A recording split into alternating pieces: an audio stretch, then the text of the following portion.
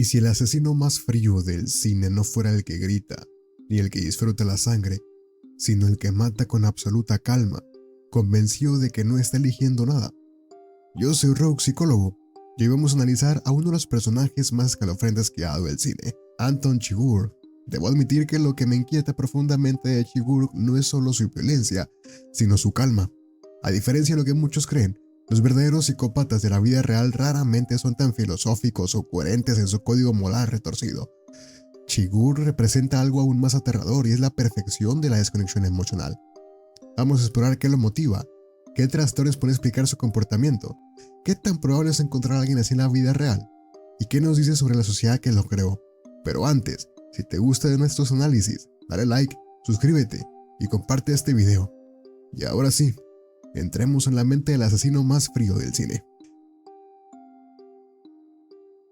La historia de Anton Chigurh ocurre en 1980, en la frontera entre Texas y México, un territorio donde la violencia y el narcotráfico ya no es una anomalía, sino parte del paisaje. Es un mundo en transición.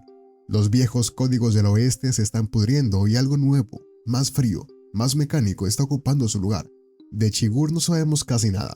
No hay pasado trágico, no hay padres abusivos, no hay un evento que explique por qué es así. Y aquí es donde muchos esperan que yo diga esta frase de seguro tuvo una infancia horrible. Pero no. Esa idea de que el trauma lo explica todo no solamente es simplista, pero también es peligrosa. En la práctica he conocido personas sometidas a infiernos reales desarrollando una empatía profunda, y otras criadas en contextos perfectamente funcionales. Mostrar rasgos psicopáticos severos. La ausencia de historia en Chigurh no es un hueco narrativo, es una declaración.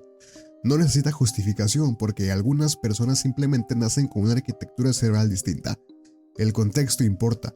Chigurh se mueve en un mundo donde el narcotráfico está redefiniendo las reglas del juego. Pero a diferencia de otros sicarios, Chigurh no mata por dinero, ni por lealtad, ni por ambición. Él construyó algo más peligroso, una filosofía. No le interesa el poder, no le interesa el botín. Le interesa el principio, la idea de que el mundo funciona bajo una lógica implacable de causa y efecto y que alguien tiene que encargarse de probarla. Ese mismo entorno también produjo a Ed Tom Bell, un sheriff cansado, reflexivo, moralmente abrumado por lo que ya no entiende. Mismo contexto, respuestas opuestas. Chigurh no es solo producto de su época. Es la personificación de una idea incómoda, que las decisiones tienen consecuencias y que esas consecuencias no siempre llegan de forma humana o compasiva. Chigurh no representa el caos, eso sería demasiado fácil. Representa el determinismo brutal. Una crítica directa a una sociedad donde ya no necesita una emoción que la justifique, solo una excusa filosófica para ejecutarla. Lo más revelador de Anton Chigurh no es solo lo que hace, sino cómo se relaciona con los demás, cómo no se relaciona. Cada encuentro es frío, funcional, calculado. No hay amigos, no hay familia conocida, no hay vínculos. Sus conversaciones no son diálogos, son pruebas, interrogatorios disfrazados de cortesía donde él ya conoce la respuesta y el otro solamente está jugando a tiempo.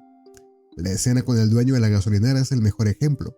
Chigurh no está siendo amable ni excéntrico, está decidiendo si ese hombre vive o muere. La moneda no es misericordia, es coartada. Una forma elegante de deslindarse de algo que ya tomó. Cuando el hombre acierta, no siente alivio ni frustración. No hay emoción que procesar. El resultado le da exactamente igual. Con Llewellyn Moss pasa lo mismo. Moss tomó el dinero, rompió las reglas y ahora enfrenta las consecuencias. Para Chigurh no es solamente algo emocional, es casi matemático. Lo persigue como quien resuelve una ecuación pendiente. Con Carla Jean, esta escena importa porque es el único momento donde su sistema se tambalea. Cuando ella se niega a llamar el lanzamiento de moneda y le dice que todo es solo suyo, Chigurh se incomoda, no porque dude, sino porque ella rompe su fantasía. Le está diciendo que no es el destino ni una fuerza abstracta ni una ley natural. Es solamente un hombre tomando decisiones, y eso lo obliga, aunque sea por un segundo, a mirarse sin el disfraz filosófico.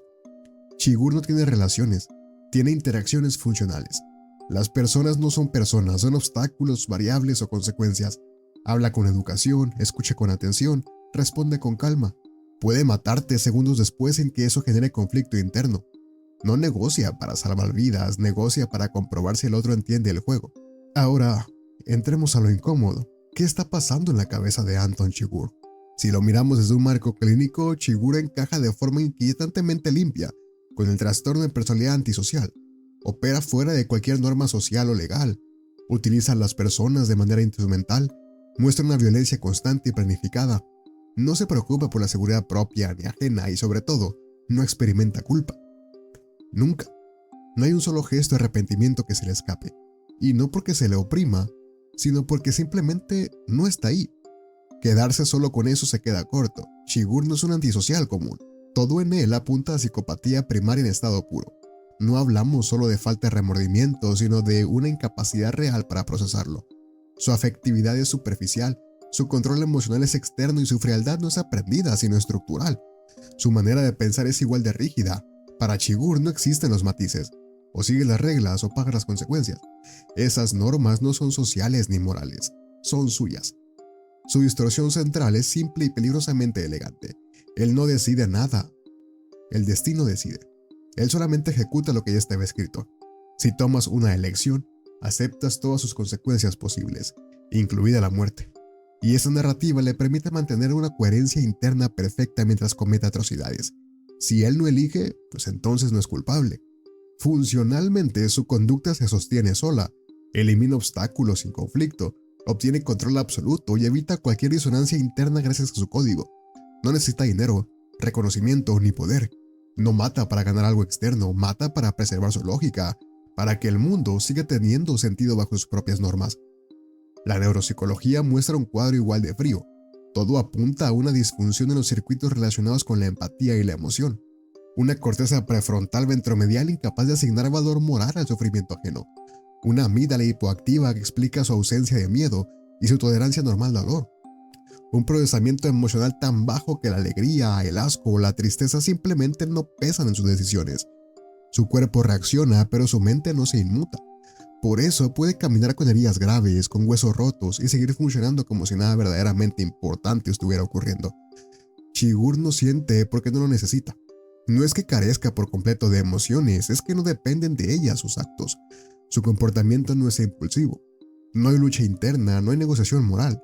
El único momento donde vacila no tiene que ver con el miedo, ni con la culpa, ni con compasión. Tiene que ver con Carla, cuando ella se niega a llamar la moneda y le dice que todo es solo suyo. Chigurh se detiene. Por primera vez, alguien le quita la excusa. Lo obliga a aceptar que no es el destino, que no es una fuerza abstracta, que es un hombre eligiendo matar.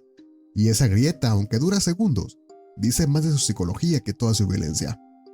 Anton pertenece a esa familia de villanos que parecen humanos solo por accidente, pero incluso ahí es raro. Cuando lo comparas con otros monstruos famosos del cine, lo que salta no es lo parecido, sino lo incómodamente distinto. Hannibal Lecter es un psicópata cultural, refinado, brillante, consciente de su superioridad. Disfruta la conversación, el juego intelectual, la mirada del otro. Necesita audiencia. Chigurh no.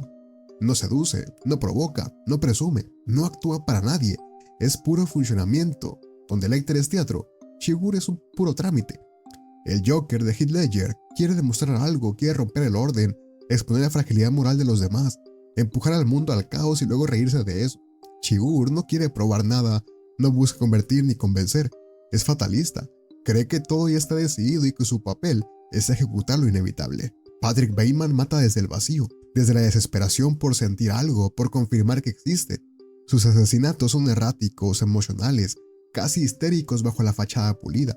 Chigurh no mata para llenar nada, no hay hueco que tapar, mata por principios, y cada muerte tiene un sentido interno claro, aunque sea inhumano. Lo que vuelve único a Chigurh no es la violencia, sino la coherencia. Otros villanos dudan, se contradicen, se dejan llevar por el ego o el placer. Él no. Chigurh es constante, no evoluciona, no se redime, no se quiebra. Es tan estable como una ley física, y por eso es el asesino más frío del cine, ya que no hay disfrute, no hay rabia, no hay catarsis, solamente alguien cumpliendo la función que decidió imponerse al mundo. Pero, ¿puede existir un Anton Chigurh en la vida real? Incómodamente sí, pero casi nunca de esa misma forma. Los componentes por separado existen sin problema. Ha habido asesinos que mataban con la misma frialdad quirúrgica y describían la violencia como un trabajo más.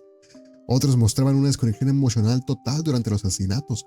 Algunos eran meticulosos, controlados, capaces de llevar una vida aparentemente normal sin levantar sospechas. Y nada de eso es ficción. El problema no es su rasgo, es la combinación.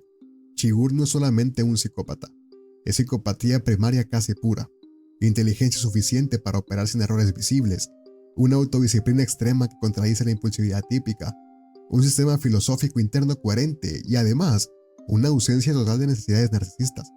No quiere fama, no quiere reconocimiento, no quiere poder, solo coherencia.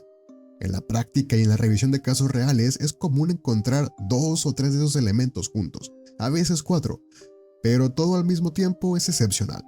La mayoría de los criminales terminan fallando por algo muy humano: impulsividad, ego, descuido, necesidad de ser vistos. Chigurh no tiene nada de eso, y por eso se siente irreal. Que sea extremadamente raro no significa que sea imposible. Si alguien con ese perfil existiera, probablemente nunca lo sabríamos.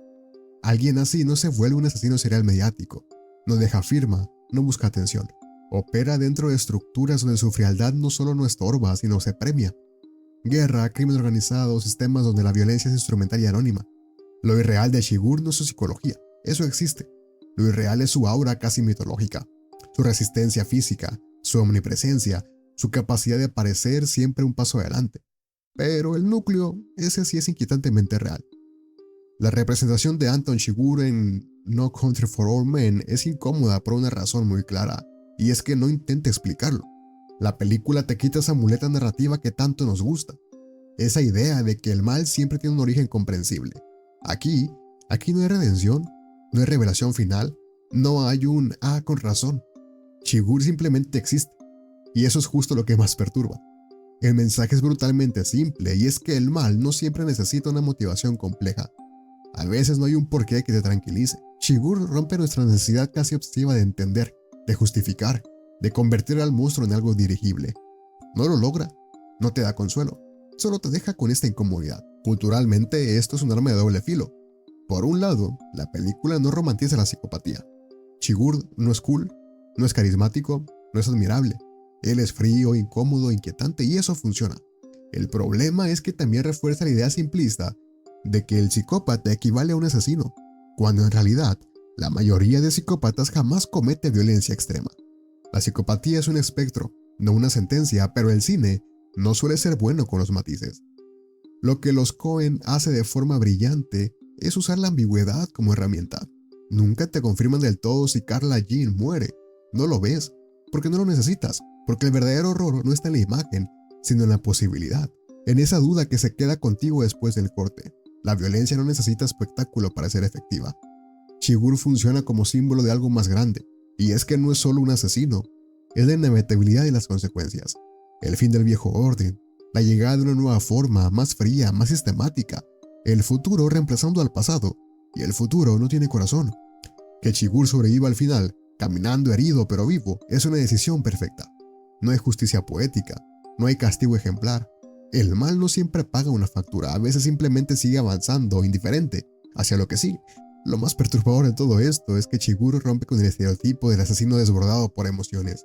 No hay trama explícito, no hay origen trágico, no hay una herida que explicar y eso nos obliga a aceptar algo que preferimos negar, que algunas personas no matan por dolor sino por convicción. Personajes como Anton Chigurh me provocan una incomodidad profesional muy concreta, porque por un lado es una obra maestra de caracterización psicológica, un retrato brutalmente honesto de lo que significa estar completamente desconectado de la humanidad, sin el glamour barato con el que Hollywood suele maquillar la psicopatía.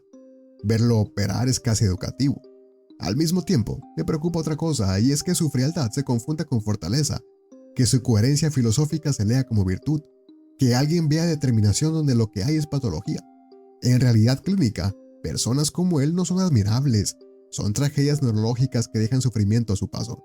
No hay nobleza en su indiferencia, no hay sabiduría en su idea del destino. Chigurh nos empuja a preguntas incómodas. ¿Qué pasa cuando alguien carece por completo de la capacidad de sentir al otro? Si puede existir un código moral sin compasión, si realmente somos responsables de las consecuencias de nuestras decisiones, incluso cuando no podemos preverlas. No hay respuestas fáciles, y quizá esa sea la lección más honesta de todas, que hay mentes que operan en frecuencias que nunca vamos a comprender del todo, y tenemos que aprender a vivir con esta incomodidad. Porque Anton Chigurh no nos habla del mal absoluto, nos habla de algo más peligroso y es de la tentación de justificarlo, de convertir la violencia en el curso natural de las cosas, de borrar la lección para borrar la culpa. En la vida real, Nadie es del distinto. Siempre hay elección y siempre hay responsabilidad, aunque no sea cinematográfico, aunque no sea tan elegante y aunque no sea tan frío. Ahora dime tú, ¿es Shigure el asesino más aterrador del cine? ¿O solo el asesino más honesto consigo mismo?